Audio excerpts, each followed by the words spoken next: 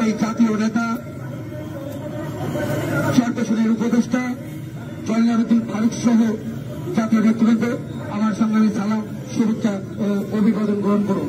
দু একটি কথা বলবো, মিডিয়াদের প্রোগ্রাম আছে এবং প্রধান অতিথির আরেকটা সেগমেন্ট আছে, বিদায় সংযুক্ত দু একটি কথা বলে আমি শেষ করব। এই খুনি হাসিনার সাথে জড়িত কারা কারা আছে, জাতির বিবেক, সেনাবাহিনী যতদিন মাঠে আছে, আমি আপনাদেরকে উদ্দেশ্য করে বলবো, আপনারা কোন কিছু হলেও জনগণের মনে স্বস্তি দিবেন। যারা এই গডফাদার আইনের বিচার করার জন্য আমি উদাত্ত আহ্বান জানাচ্ছি। এ পর্যায়ে বক্তব্য দিবেন, রাখবেন আজকের এই অনুষ্ঠানে প্রধান অতিথি হিসেবে উপস্থিত হয়ে আজকের এই পথসভার সৌন্দর্যকে যিনি বৃদ্ধি করেছেন। 28 অক্টোবর থেকে 7 জানুয়ারি পর্যন্ত রাজপথে তাকে ক্রাইসিস পেন হিসেবে সবাই চিনে, বিএনপি কেন্দ্রীয় নির্বাহী কমিটির চেয়ারপারসনের উপদেষ্টা সাবেক বিরোধী দলের চিফ হুইপ জয়নুল আবেদিন ফারুক ভাইকে তার বক্তব্য রাখার জন্য অনুরোধ করছি। বক্তব্য রাখছেন জয়নুল আবেদিন ফারুক।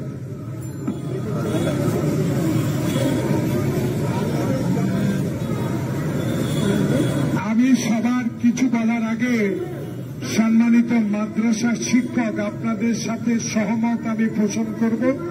একটু 5 মিনিট মাইকটা বন্ধ রাখলে আমি অত্যন্ত খুশি হব। জনাব সভাপতি, প্রিয় সহযোগীবৃন্দ, প্রিয় সাংবাদিক বন্ধুগণ, বৃষ্টি রোদ উপেক্ষা করে বিগত দিনগুলোতে আপনারা বাংলাদেশ জাতীয়তাবাদী দলের এবং অঙ্গ সংগঠন সমূহের এবং সামাজিক প্রতিষ্ঠানগুলোর সকল কর্মসূচি, সকল বাধা উপেক্ষা করে বিগত দিনগুলোতে প্রকাশ করেছেন, প্রচার করেছেন। সেই জন্য আজকে মুক্ত আকাশে জাতির বিবেকের প্রস্তাবের সামনে দাঁড়িয়ে আপনাদেরকে আমার মহান নেতা শহীদ প্রেসিডেন্ট জিয়াউর রহমানের গড়া বিএনপির ভারপ্রাপ্ত চেয়ারম্যান তারেক রহমানের পক্ষ থেকে এবং তৃণমূল দলের পক্ষ থেকে আপনাদেরকে অভিনন্দন জানাচ্ছি। আজকে মুক্ত হাতে স্বাধীনভাবে বাংলাদেশের অতীতের ইতিহাস আপনারা আবার তুলে ধরবেন, বাংলাদেশের মানুষের কাছে গত 16 বছরের ইতিহাস তুলে ধরবেন। সেই জন্য আপনাদেরকে আন্তরিক অভিনন্দন ও মোবারকবাদ জানাচ্ছি। আসসালামু আলাইকুম। প্রিয় ভাইয়েরা, কি দিয়ে শুরু করব, কি দিয়ে শেষ করব? ইতিহাস কথা বলে। সেই ইতিহাস শেখ হাসিনা কোনদিনও পড়ে দেখেন নাই, সেই ইতিহাসের পাতা কোনদিনও উনি খুলে দেখেন নাই, চোখে আনেন নাই।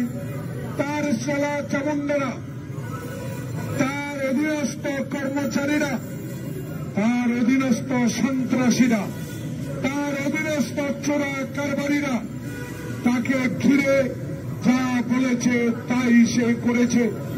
যদি তাই না করত, প্রিয় ভাইয়েরা, যদি সে অবস্থাই না করত, বাংলাদেশের ইতিহাসে এই প্রথম একজন ব্যক্তি চুরি করে পালিয়ে গেছেন, যার অহংকার 3 তারিখে বলেছে পৃথিবীর ইতিহাসে এমন কোন শক্তি নাই, বাংলাদেশে তো নাই, আল্লাহ ছাড়া কেউ আমাকে এই দেশ থেকে বিতাড়িত করতে পারবে না। প্রিয় ভাইরা, ইতিহাসের নাম পরিহাস। শেখ হাসিনার অহংকার, বৈষম্য বিরোধী ছাত্র আন্দোলনে আবু সাঈদ মুগ্ধের রক্তের বিনিময়ে যে আন্দোলন ঢাকার বুকে হয়েছে, সে আন্দোলনের মুখে আপনাকে চুরি করে পালিয়ে যেতে বাধ্য করেছে। ভাইয়ের অহংকার আল্লাহর চোখে কোনোদিনও শোভা পায় না। আমার ডানে মাদ্রাসা শিক্ষকরা আছেন, আমার চেয়ে ভালো বুঝবেন ধর্ম নিয়ে। আমি শুধু এইটুকু বলতে চাই, আমি ইসলাম ধর্ম বিশ্বাস করি, আল্লাহ রসুল আমার মহামানব।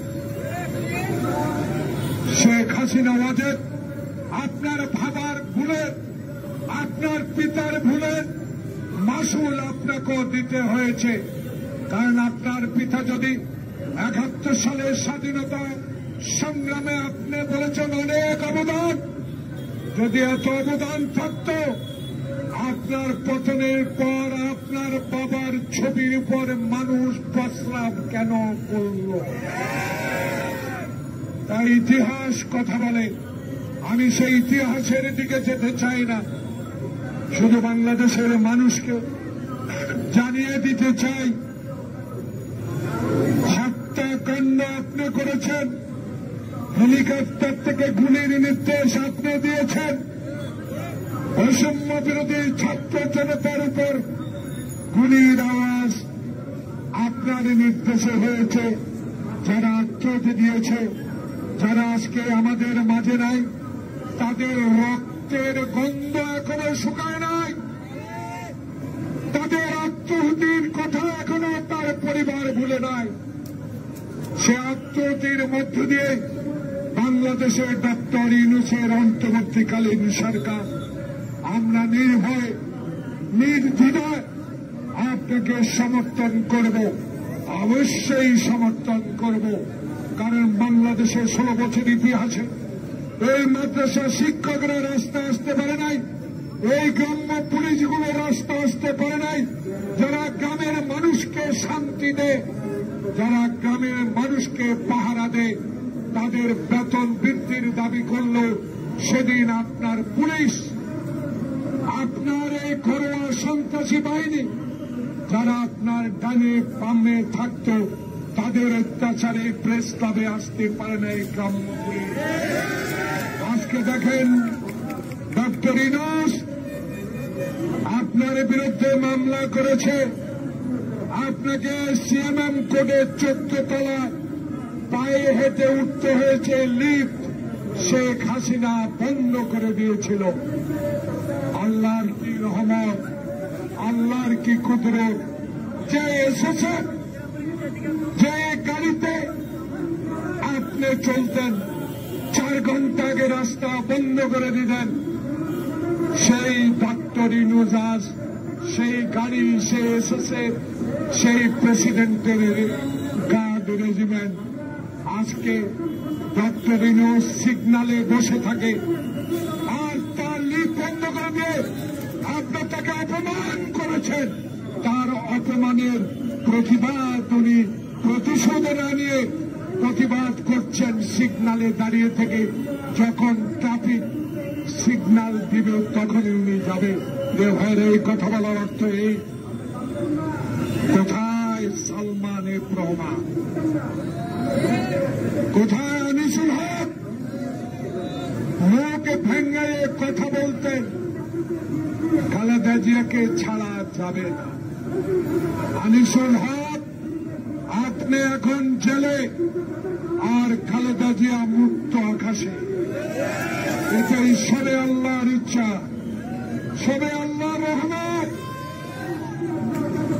শেখ হাসিনা আপনি বলেছেন ভারত আমার বন্ধু, হিন্দুস্তান আমার বন্ধু। আপনি কি একদিন প্রতিবাদ করেছিলেন যখন ন্যায্য পানির হিসাব আমরা পাই না, যখন ফেলানির লাশ গুলি করে তার কাঁটায় ঝুলিয়ে রাখল, যখন নির্মমভাবে সীমান্তে আমাদেরকে গুলি করে পাখির মতো মারল, যেদিন পিডিআর মিটিনিতে আমার 54 জন সামরিক কর্মকর্তাকে ওই নানক আজমেরা সহায়তা করে গুলি করে নির্মমভাবে হত্যা করেছে। আজকে সেই কথায় মনে করিয়ে দিয়ে এই কারণে হিন্দুস্তানের উপর ভর করে আপনি ক্ষমতায় দেখতে চেয়েছিলেন। হিন্দুস্তান যুদ্ধের সময় আমাদেরকে সহায়তা করেছে, তাই বলে শোষণের জন্য আমরা হিন্দুস্তান যাই নাই। আমরা এখন ভারতকে বলতে চাই, দয়া করুন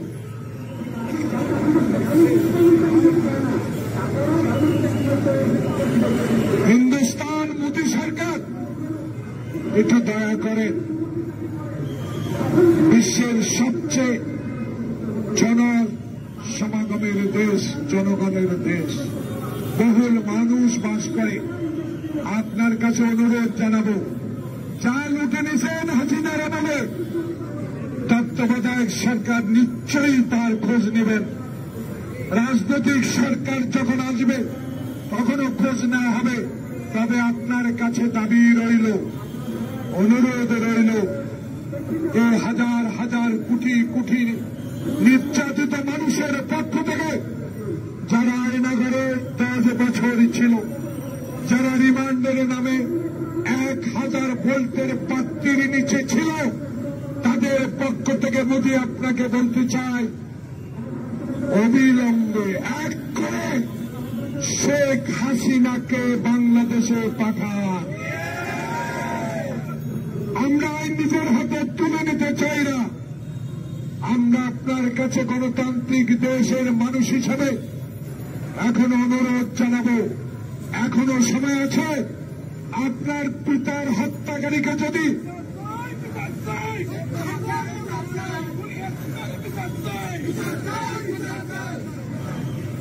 আপনার কাছে প্রশ্ন, শেখ মুজিবের হত্যা যখন হয়েছিল, এখন মানুষ বলে সঠিক কাজ, তখনকার আসামিকে যদি কলকাতা থেকে, হিন্দুস্তান থেকে বন্দি বিনিময়ের দায় এনে বিচার করতে পারেন, তাহলে অনতি বিলম্বে বন্দি বিনিময় আছে, শেখ হাসিনাকে দেশে পাঠান। প্রিয় ভাইরা, আরেকটা দাবি করতে চাই। আপনারা দেখেছেন বেগম খালেদা জিয়াকে সরকার বাড়ি দিয়েছে ক্যান্টনমেন্টে, আমাদেরকে ঢুকতে দেয় নাই। যেদিন বেগম জিয়াকে খালি হাতে ক্যান্টনমেন্টের সেই সরকার কর্তৃক বরাদ্দকৃত বাড়ি থেকে শেখ হাসিনা রাজনৈতিক প্রতিহিংসার কারণে বাড়ি থেকে বের করে দিয়েছিল। আজকে আমার দাবি থাকবে, বাংলাদেশে এখন জনগণের সরকার, বাংলাদেশে এখন তত্ত্বাবধায়ক সরকার, ইন্টেরিয়াম গভর্নমেন্ট। অনুগ্রহ করে এই সরকারের কাছে তৃণমূল জনতার দাবি, 32 নম্বরের বাড়িতে 10 তলা বিল্ডিং করে ঢাকা কলেজের হোস্টেল তৈরি করে আবু সাইদ খোকনের নামে দেওয়া হয়। জনগণের প্রত্যাশা আপনার কাছে, তত্ত্বাবধায়ক সরকার দেশকে শান্তিতে ফিরিয়ে আনুন। যারা লুট করে 91,000 কোটি টাকা বাংলাদেশ থেকে পাচার করেছে। প্রিয় সাংবাদিক বন্ধুগণ, আমি আপনাদের একজন ক্ষুদ্র রাজনৈতিক কর্মী, 71-এর মুক্তিযোদ্ধা। আমাকে যারা হত্যা করার জন্য আজকে আমি জামা খুলে দেখাতে পারলাম না, দেখুন আমার গুলির চিহ্ন হারুনের। সে হারুনকে এখনো কেন গ্রেপ্তার করা হল না? সে বিপ্লবকে কেন এখনো গ্রেপ্তার করা হল না?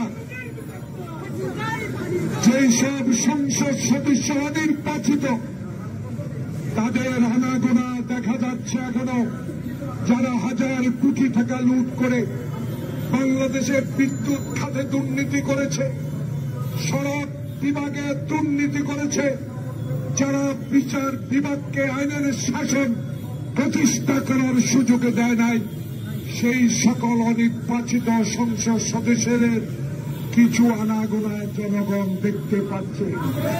তত্ত্বাবধায়ক ইন্টেরিয়াম গভর্নমেন্ট, মাননীয় স্বরাষ্ট্রমন্ত্রী, আপনার কাছে একজন নির্যাতিত রাজনৈতিক কর্মী হিসেবে আপনার কাছে দাবি করব, আইন নিজের হাতে আমরা তুলে নেবেন। আমার নেতা তারেক রহমান বলেছে, অবিলম্বে তাদেরকে গ্রেপ্তার করুন। তাদের কাছে হাজার হাজার কোটি টাকার ডলার এখনো বাসায় আছে। ঘরে ঘরে তল্লাশি করেন, লিস্ট তৈরি করে। এই বিগত নির্বাচনের 300 এমপি, তাদের বাড়িতে এখনো হাজার কোটি টাকার ডলার পাবে। তদন্ত শুরু করেন, দেখবেন সব বেরিয়ে পড়বে। তাই আপনাদের সহযোগিতা করার জন্য আমরা প্রস্তুত। জীবনের বিনিময় হলে 16 বছর অত্যাচারিত হয়েছি, আর অত্যাচারিত